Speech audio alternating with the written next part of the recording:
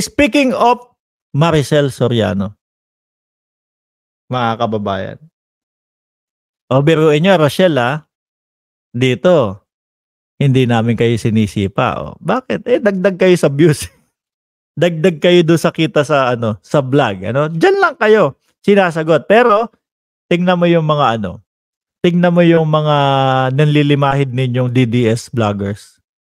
Kahit bagong ligo mukhang amoy araw.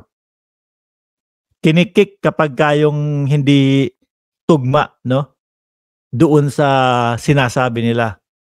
Ibaban nila kapag against doon sa sinasabi nila. Dito, welcome kayo dito. Rochelle, kahit pa aanga-anga yung inyong mga message o komento dyan, wala. Anyway, pang-apat nating topic, mga kababayan, Maricel Soriano. So ngayon, itong mga DDS, mga bossing, yung mga DDS, mga bossing, siguro ramdam po nila, mga kababayan. Siyempre, unang-una, nandyan na po si Mami Peng. I-shout out po natin. At Mami Peng, mukhang may nababalitaan ako Mukhang meron kayong gagawing paglulunsad. Na ano ba yun? Na rally. Gusto nyo nang pababain si BP Sara, ayan. Kailan po ba yun, Mami Peng? Paki-announce muna bago tayo pumunta dito sa sa kay Maricel.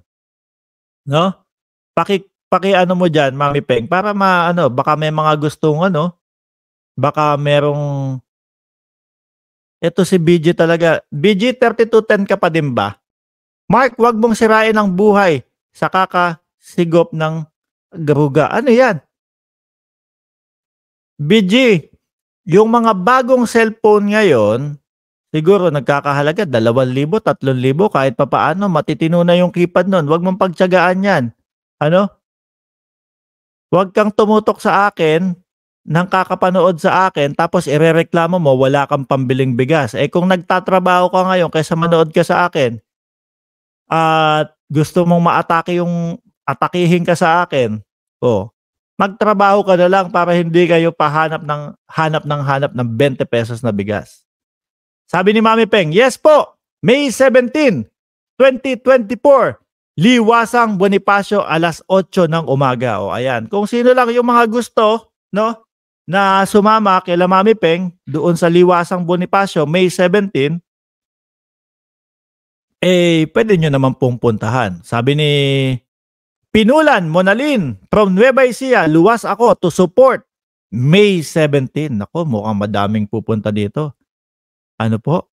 Eto mga kababayan, kumbaga ang nag-organize lang nito si Mami Peng. Hindi yung talagang malakihan na kagaya ni Kibuloy pag nag-organize ng mga rally. So, expect nyo na din po mga kababayan na kumbaga matahimik at hindi yung talagang wag tayong mag-expect na buong Pilipinas sumama doon.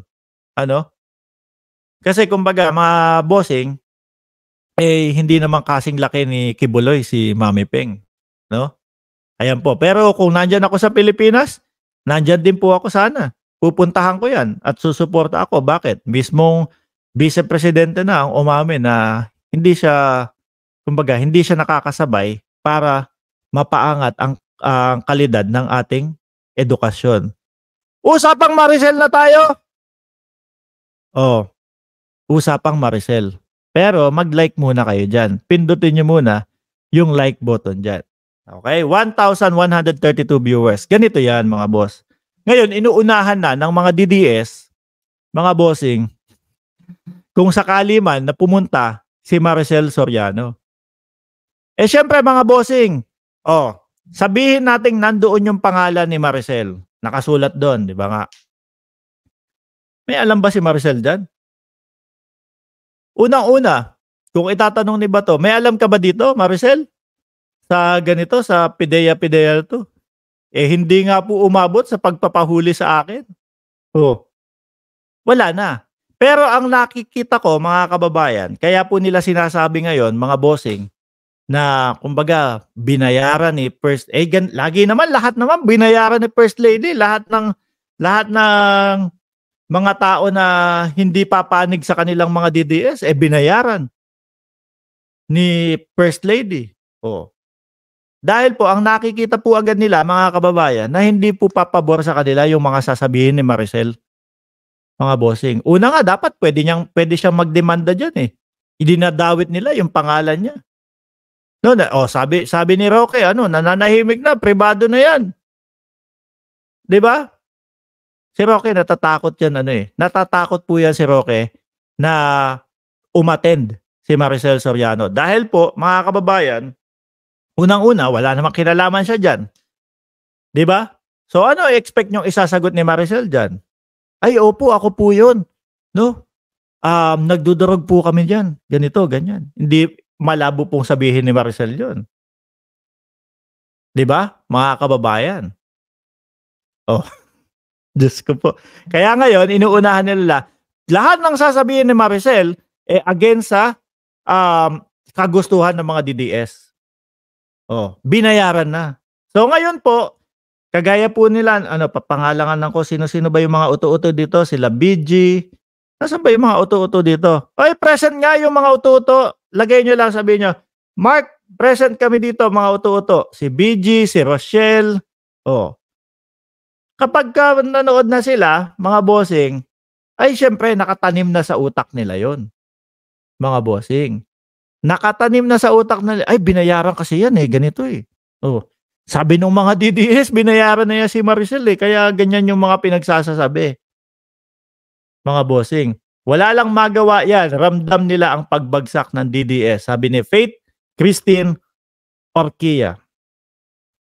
Ramdam na ramdam po talaga eh. Biruin nyo mga kababayan. Yung mismong PDP laban, ano? Yung mismong PDP laban, iniiwas na po mga kababayan yung sarili nila, no? Iniiwas na po mga kababayan ng PDP laban yung sarili nila dito sa mga pinagbibintang nila Duterte. Bakit po? Kasi ngayon, kung dati, sinasabi ko po sa inyo, nung panahon ng eleksyon, ang kung sino mang madikit na politiko, no, sa mga dilawan, sa mga pinklawan, ganun pa dating tawag natin nung wala pa tayong respeto sa kanila, eh, no? Sa mga kakamping, kiss of death yan. Yan ang ikatatalo nila, mga bossing. Kaya nga po talagang doon eh nabuo yung ano eh, diretso sa 8 diretso sa Inidoro, mga kababayan. So ngayon po ramdam nila na wala eh. Yung grupo ni BGTV eh, wala na. Pabagsak na, no? At wala nang sipa ang mga yan. So ngayon, maaapektuhan yung mga kandidatura. Eh napakalakas pa po nung kandidato nila.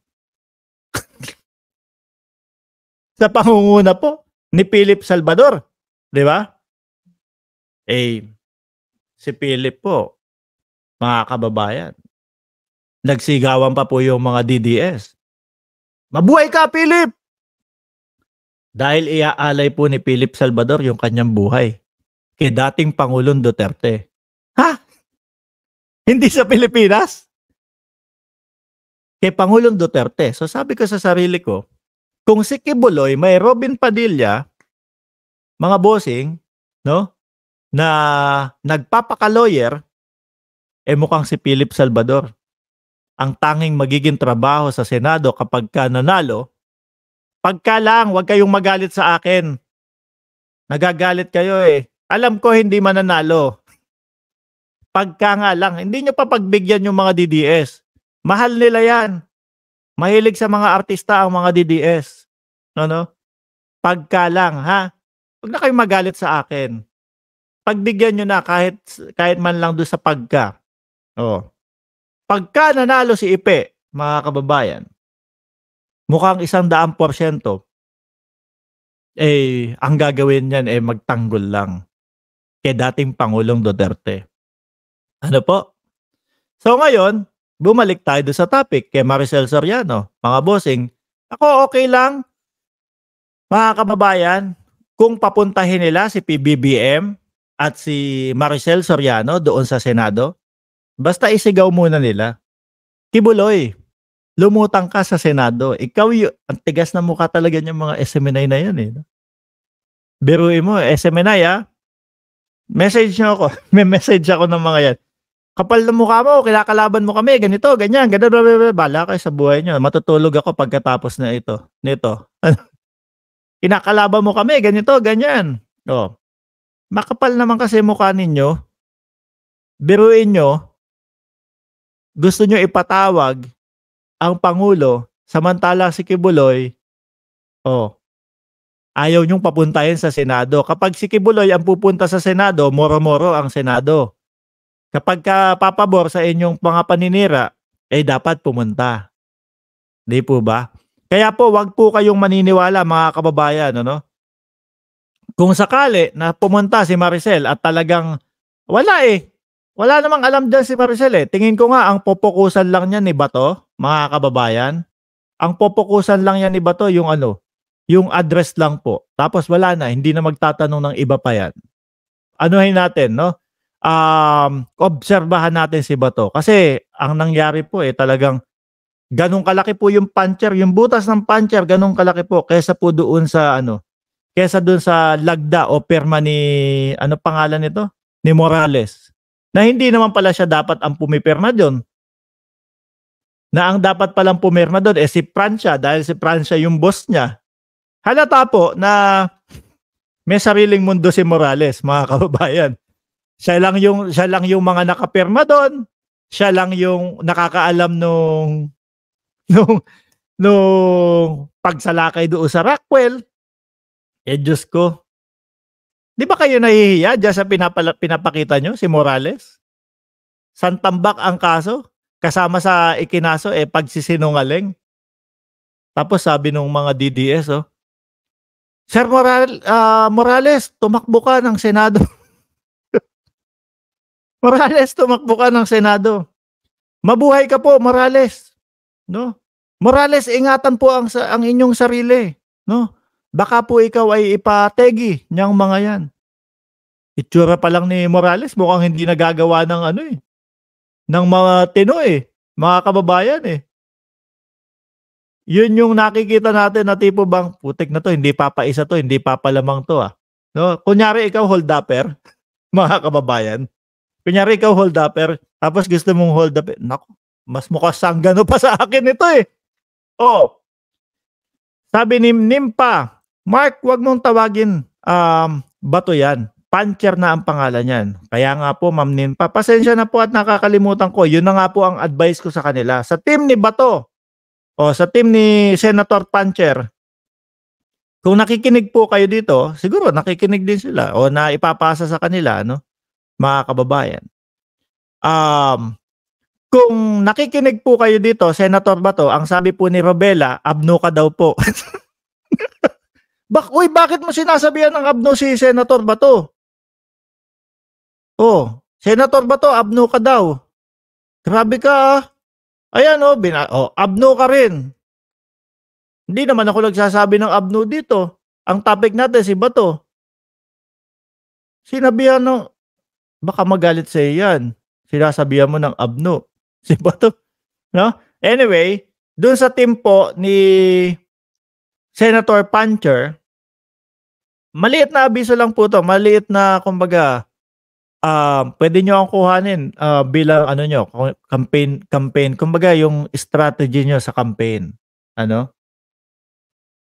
Mga kababayan. Sabihin nyo doon sa grupo ni Bato de la Rosa. Kunin yung campaign strategy, nag-i-strategy si Mark. Huwag nyo nang gamitin yung Bato. Kasi yung Bato mahina na. No? Since ang election malapit-lapit na talaga, 1 taon na lang yan. Ito tumatak talaga sa utak ng taong bayan. Yung puncher. Di ba mga kababayan?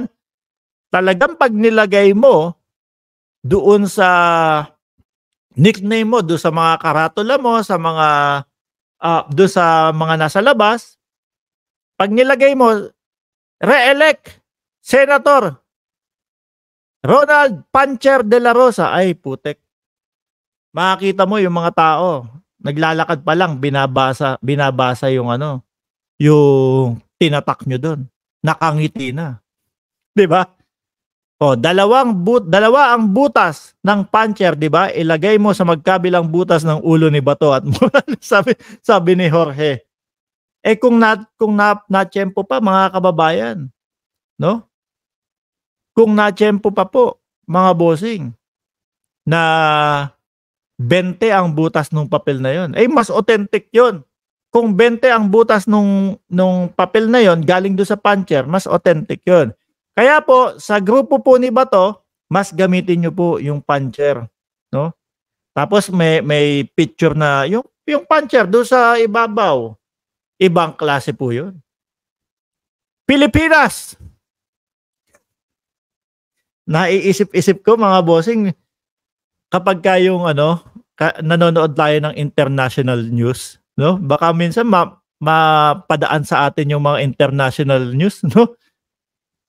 While other sasabihin nila, while other country they have their own dry seals and everything and blah blah blah blah blah. While in the Philippine government, one of the senator said that the document is authentic if there's a hole from the puncher. O, ibang klase. Ay nako, malamang sa alamang po, nako, pinagtatawanan tayo mga kababayan dahil po doon sa puncher ni Senator Bato. Sabi ni Cheryl Santa Maria at ni Sir Ed Harry, 1.2 viewers o 1,188 viewers. Mag-like naman daw po kayo. Sabi ni BG, ang ngiti ni Mark, ngiting demonyo. Parang si Lisa Marcos, ngumiti, ngiting palaka. Ayoko na magsalita sa itsura mo. Matanda ka na, alam mo na yan. Sabi nga nila, ang cute ni Mark. Oh, mabubisit na naman kayong mga DDS. Di ba? Oh, mga kababayan, 100, hindi na kita isasama, 1,174 to. Gagawin ko na lang 1,172 kasi alam ko hindi ka naman magla-like, BG, tsaka si Rochelle, So, yun na lang po. Mag-like po kayo dito sa ating live stream at dun sa mga bago pa lang po at ngayon pa lang po nakita itong live stream natin, mga kababayan. No? Paki-subscribe nyo po ang channel na ito dahil naka-live tayo ng alas 9 o alas 10 ng umaga sa araw-araw at alas 9 at alas 10 ng gabi. Alas 9 o alas 10 ng gabi, mga bossing, sa araw-araw po. Anyway, ako'y magpapaalam na po, mga boss, chief, amo, sir. Susunod, bisita ka ulit dito, BGTV, no? Kaya lang, magbaong ka ng magbabaong ka ng amlodipine. Baka mamaya nangingisay ka na pala dyan sa kakasalita ko dito, hindi namin alam. Amlodipine at tubig nandiyan sa gilid ninyo. Nguyain ninyo para hindi tumaas ang presyon nyo sa akin. Okay? Maraming salamat. Huwag nyo pong kalimutan na mag-subscribe and mag-like. Muli po, ako'y magpapaalam na BGTV, matanda ka na. Wala ka pa ding nararating sa buhay.